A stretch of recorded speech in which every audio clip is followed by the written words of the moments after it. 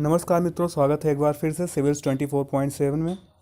ऐतिहासिक कहानियों के दौर में मैं सर्वेश मिश्रा फिर से प्रस्तुत हूँ आपके सामने एक नए अध्याय को लेके। मित्रों, सेशन स्टार्ट करने से पहले मैं आपसे रिक्वेस्ट करूँगा कि अगर आपने अब तक हमारे चैनल को सब्सक्राइब नहीं किया तो प्लीज़ चैनल को सब्सक्राइब कर लीजिए और वीडियो को ज़्यादा से ज़्यादा लाइक कीजिए, जिससे हम आपके पास इस सीरीज़ के आने वाले वीडियो सबसे पहले अपडेट कर सकें। तो चलिए आज का सेशन स्टार्ट करते हैं। आज का जो अध्याय होगा इस कहानियों के दौर का वो वैदिक एज का होगा।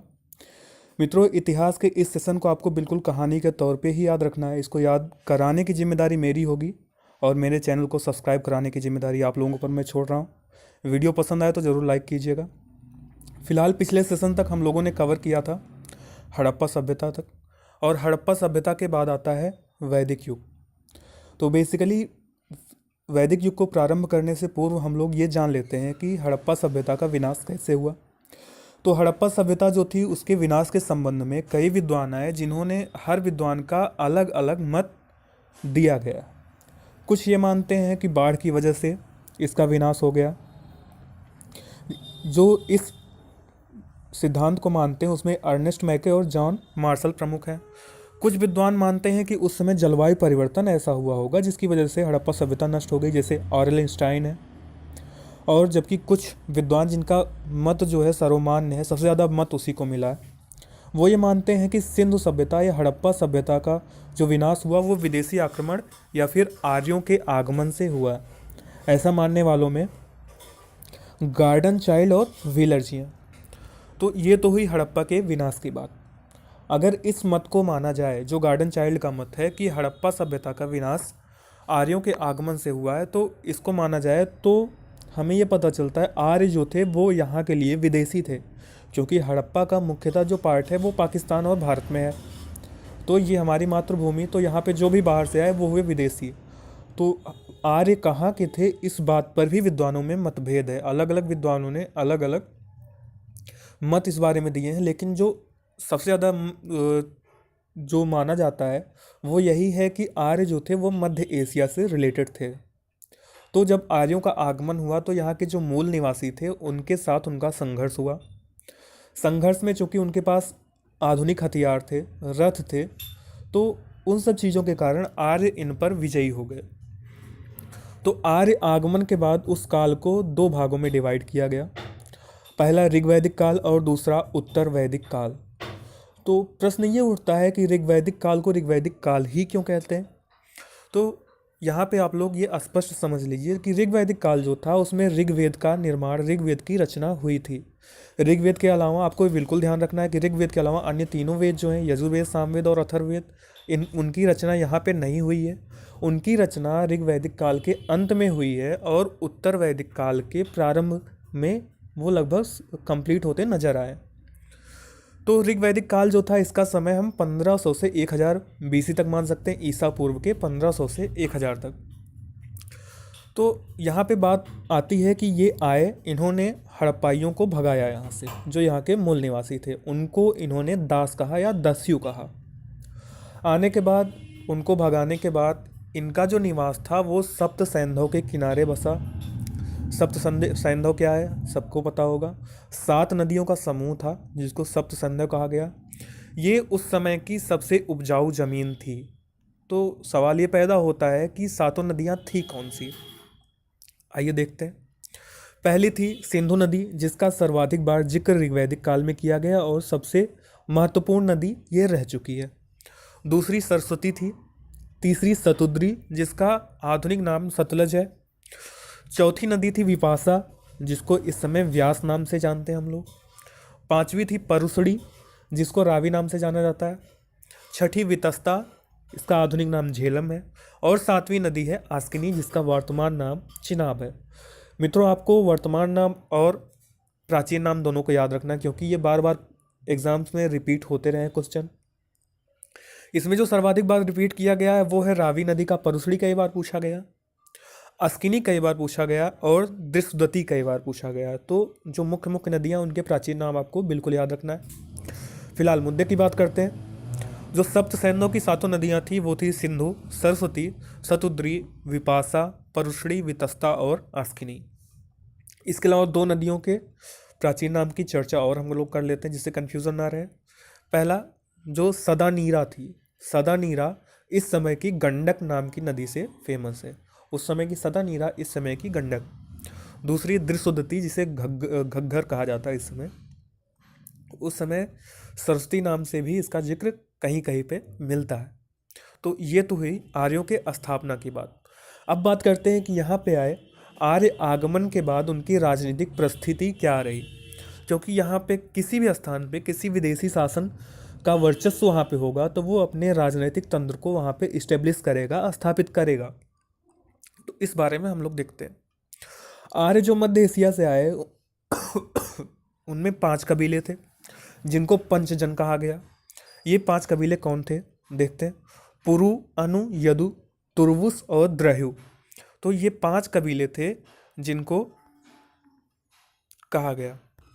इन कबीलों के राजाओं के बारे में अगर हम लोग चर्चा करें तो जो इनके राजा थे एक प्रकार से शासक वंशी थे। राजतंत्र उस समय था नहीं, मैक्सिमम जगहों पे गणतंत्र था।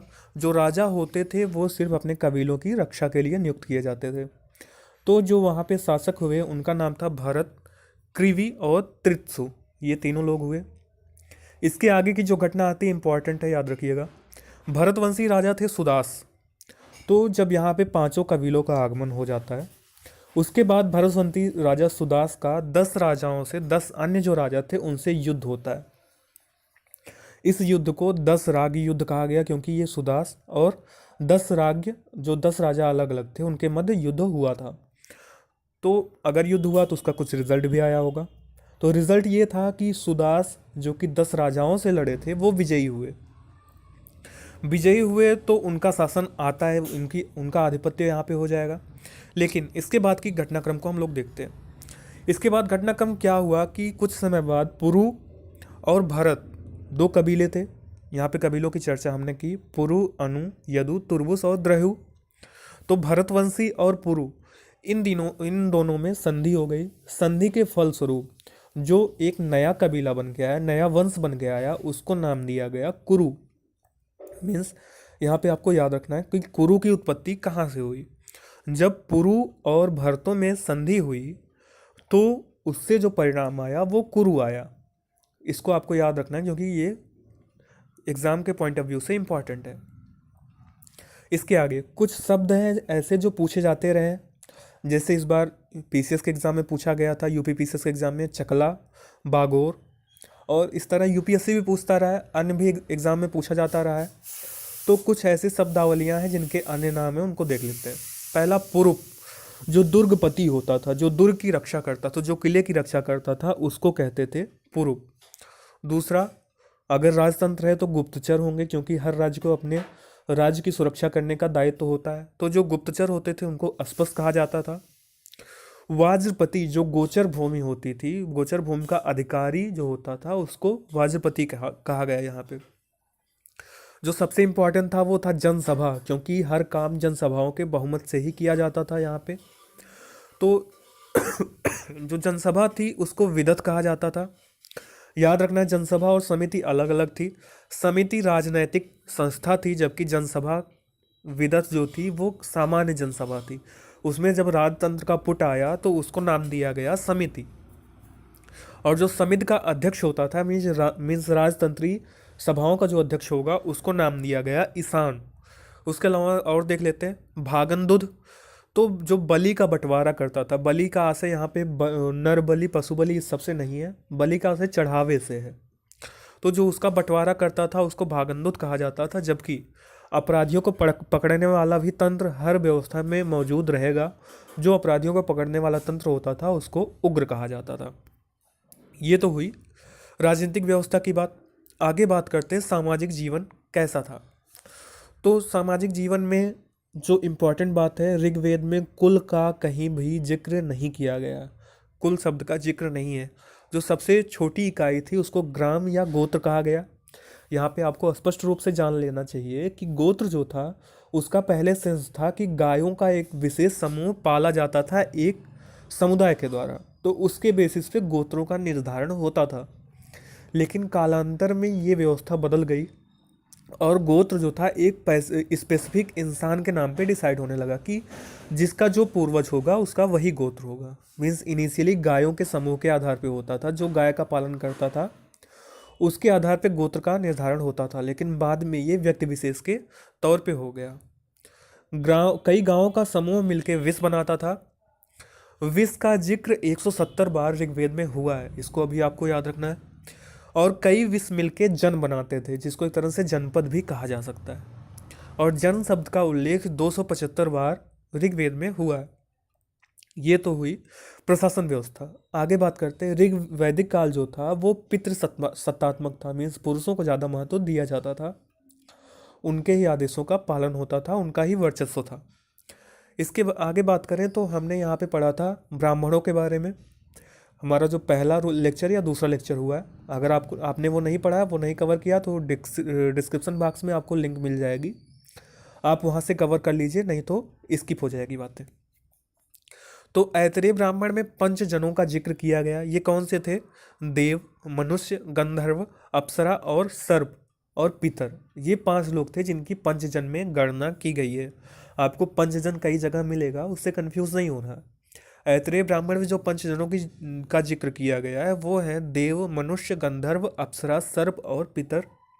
जबकि निरुक्त में जो पंचजनों का जिक्र किया गया वो जातियों से रिलेटेड बेसिकली थे। ब्राह्मण थे, क्षत्रिय, वैश्य, शूद्र और निषाद थे। ये निरुक्तों में उल्लिखित पंचजन थे। यहाँ पे मैं आपसे फिर से यही कहना चाहूँगा, अगर आपको ब्राह्मण और निरुक्त के बारे में ज्ञात नहीं है तो आप लोग लेक्चर 2 पे जाइए, वो उसको देखिए पूरा और समझिए। वो आपको डिस्क्रिप्शन बॉक्स में उसकी लिंक मिल जाएगी। इसके अलावा मित्रों, अगर आप फॉलो करना चाहते हैं हमारे ऑफिशियल पेज सिविल्स 24.7 को, उसकी भी लिंक आपको डिस्क्रिप्शन बॉक्स में मिलेगी। आप वहाँ पे हमारे ऑफिशियल फेसबुक पेज को फॉलो कर सकते हैं। चलिए आगे चलते हैं। ऋग्वेद में जायदेस्तम शब्द का जिक्र मिलता है, जिसका आशय होता है कि पत्नी ही घर है। तो इस तरह से ये बात स्पष्ट होती है कि भले ही समाज जो था वो पितृसत्तात्मक था, लेकिन फिर भी स्त्रियों को महत्ता दी जाती थी। क्योंकि स्त्रियां जो होती थी, यहाँ पे देखिए, सभा में भाग ले सकती थी, समिति में भी भाग ले सकती, समितियां जो कि राजनीतिक संस्थाएं होती थी उनमें भी भाग ले सकती थी। कुछ स्त्रियां हर समाज में ऐसी होंगी जो विवाह नहीं करती हैं, उनको ऋग्वैदिक काल में अमाजु कहा जाता था। अमाजु मीन्स ऐसी स्त्रियां जो विवाह नहीं करती थी। इसके अलावा वस्त्रों की बात करें तो छोम के वस्त्र, छोम का आशय अलसी से, वर्तमान समय में जिसको अलसी नाम दिया गया, जिससे तेल निकलता है, उस समय छोम कहा जाता था। उसके वस्त्रों का उपयोग, ऊन के वस्त्रों का उपयोग और मृग चमड़े से बने वस्त्रों का उपयोग किया जाता था। इसके अतिरिक्त वास नामक जो वस्त्र होता था, उसको कमर के ऊपर जो वस्त्र धारण किया जाता था उसको वास कहा जाता था। अधिवास मतलब कमर के निचले हिस्से में, पैरों में जो धारण किया जाता था उसको अधिवास कहा जाता था। जबकि उष्णीस शब्द जो प्रयुक्त हुआ है ऋग्वेद में वो पगड़ी के लिए प्रयुक्त हुआ है।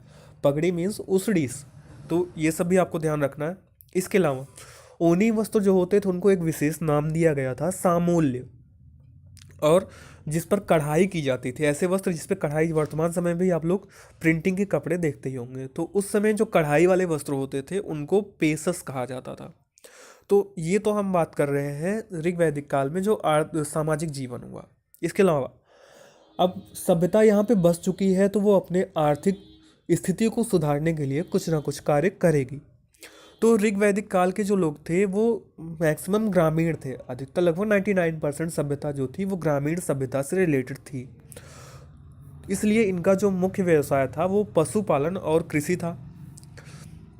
इसके अलावा जो इम्पोर्टेंट बात यहाँ पे हम लोग देखेंगे वो गव्य और गव्यत शब्द का प्रयोग हुआ है। तो गव्य और गव्यत शब्द का प्रयोग चारागाहों से रिलेटेड भूमि के लिए हुआ है।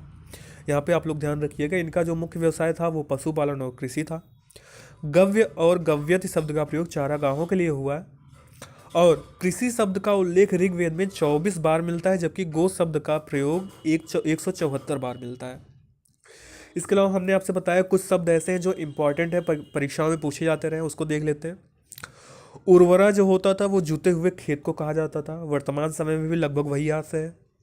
लांगल जो था वो हल को कहा जाता था।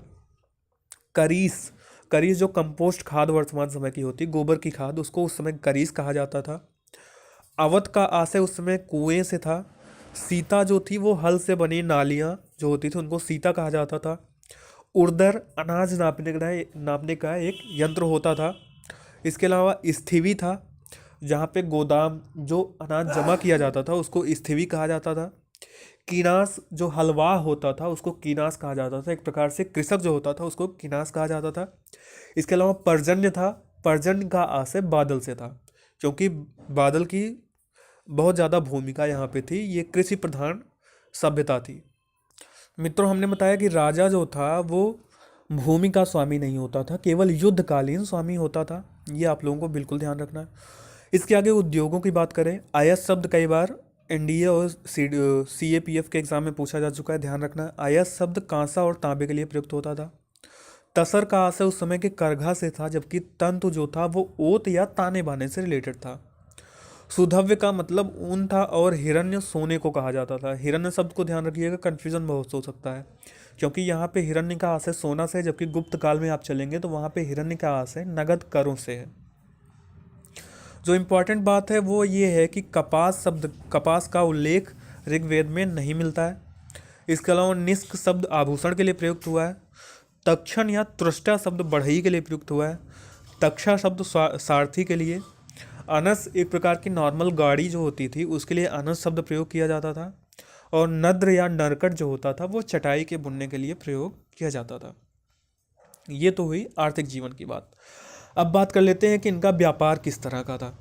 तो व्यापार के लिए जो क्रय विक्रय के लिए ये प्रणाली प्रयोग करते थे वो थी विनिमय प्रणाली। विनिमय के लिए वस्तु विनिमय भी होता था, मीन्स आपका गेहूं मेरा चावल, तो दोनों एक्सचेंज कर लेंगे। मेरे पास चावल की कमी हो तो मैं आपको गेहूं दे दूं, आपके पास गेहूं की कमी हो तो आप मुझसे गेहूं ले लें, अपना चावल मुझे दे दें। तो वस्तु विनिमय वहाँ पे थी। और पशुओं का भी आदान प्रदान, गाय का घोड़े का आदान प्रदान होता था। इसके अलावा विनिमय में निष्क मीन्स सोने का प्रयोग होता था, आभूषणों का, लेकिन बाद में यहाँ पे सिक्के का प्रयोग किया जाने लगा। पण नाम का एक व्यक्ति होता था जो सुदूरवर्ती देशों में या सुदूरवर्ती स्थानों पर भ्रमण करता था, उसको पण कहा जाता था।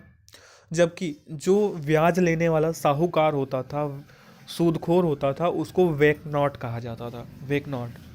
जो इम्पोर्टेंट बात है वो ये है कि ऋग्वैदिक काल में जो व्यापार होता था वो जल और थल दोनों मार्गों से होता था। समुद्री मार्ग से भी होता था और स्थल मार्गों से होता था, क्योंकि आर्यों का आगमन ही मध्य एशिया से हुआ था। चलिए इसके आगे देखते हैं अंतिम पार्ट जो इससे रिलेटेड है। धर्म के अंतर्गत बहुदेववाद का प्रचलन था। बहुदेववाद में बहुत सारे देवताओं की पूजा होती थी, जैसे आकाश के देवता सूर्य, ध्यास, मित्र, पूषण, विष्णु, उषा, अश्विन, सवित्र और आदित्य। यहाँ पे सब सारा नाम आपको बिल्कुल नहीं याद करना है, केवल ध्यान रखना कि बहुदेववाद का प्रचलन था। इसमें कुछ अंतरिक्ष के देवता भी हैं, जैसे इंद्र, मरुत, रुद्र, वायु, पर्जन्य और आप। पृथ्वी के देवता अग्नि, सोम, पृथ्वी, बृहस्पति और सरस्वती। कुछ विद्वानों ने इस भावना को हीनोथिज्म की भावना कहा है, क्योंकि ऋग्वैदिक काल में बड़ा दिलचस्प सा मामला है कि ऋग्वैदिक काल में जिस देवता की आराधना की गई है उसको ही सबसे बड़ा बता दिया गया, सबसे बढ़ा चढ़ा के बताया गया। इंद्र की आराधना की गई तो इंद्र को बताया गया, भगवान विष्णु की आराधना की गई तो उनको बताया गया। तो ये जो पैटर्न होता है, ये जो क्रम होता है, इसको हीनोथिज्म कहा गया था। तो हीनोथिज्म की भावना उस समय के समाज में व्याप्त थी। इसके अलावा सर्वाधिक 250 सूक्त इंद्र को समर्पित है, जबकि 200 सूक्त अग्निदेव को समर्पित है। देव आकाश देव को ऋग्वैदिक काल का सबसे प्राचीन देवता माना जाता था। आगे बात करते हैं स्तुति विधि कैसी थी इनकी। तो पूजा करने के लिए यज्ञ में बलि चढ़ाया जाता था। बलि से आशय मैंने पहले ही बताया कि कुछ अन्न इत्यादि का समर्पण किया जाता था। स्तुति पाठ किया जाता था। बलि के अंतर्गत जौ और साग का प्रयोग किया जाता था। इसके अलावा जो ऋग्वेद का दसम मंडल है वहाँ से अद्वैतवाद की चरम स्थिति दिखती है। अद्वैतवाद का आशय आत्मा और परमात्मा एक है, दो नहीं है, अद्वैत दो नहीं है। इसके अलावा यहाँ पे मूर्ति पूजा, मंदिर पूजा का प्रमाण नहीं मिलता है, जबकि ऋग्वैदिक कालीन लोग पुनर्जन्म में विश्वास करते थे। एक और इम्पॉर्टेंट बात देख लेते हैं हम लोग। नारदी सूक्त में निरुक्त ब्रह्म का वर्णन किया गया। मीन्स यहाँ पे जो साकार ब्रह्म की आराधना की गई है देवताओं के रूप में, इंद्र की, विष्णु की, शंकर की, ब्रह्मा की, उसके अलावा नारदी सूक्त में एक ऐसा भी स्थल है जहाँ पे निर्गुण ब्रह्म का वर्णन किया गया। तो मित्रों ये तो हुई ऋग्वैदिक काल की बात। इसके बाद अन्य वेदों का भी निर्धारण होना शुरू हो गया। सामवेद, यजुर्वेद और अथर्ववेद का भी ज्ञापन होना शुरू हो गया। तो उस काल को हम लोग गणना करेंगे उत्तर वैदिक काल में, वो हम अगले लेक्चर में कवर करेंगे। अगर आपको वीडियो पसंद आया हो तो प्लीज़ ज़रूर से ज़रूर लाइक कीजिए और सब्सक्राइब कीजिए हमारे चैनल को। हमारे साथ जुड़े रहिए, जिससे हम आपको इतिहास और सारे पैटर्न जो भी हैं, जितने भी सब्जेक्ट हैं, उसको तैयार करवा सकें अच्छे से, आप एग्ज़ाम अपना अच्छे से क्रैक कर सको। धन्यवाद।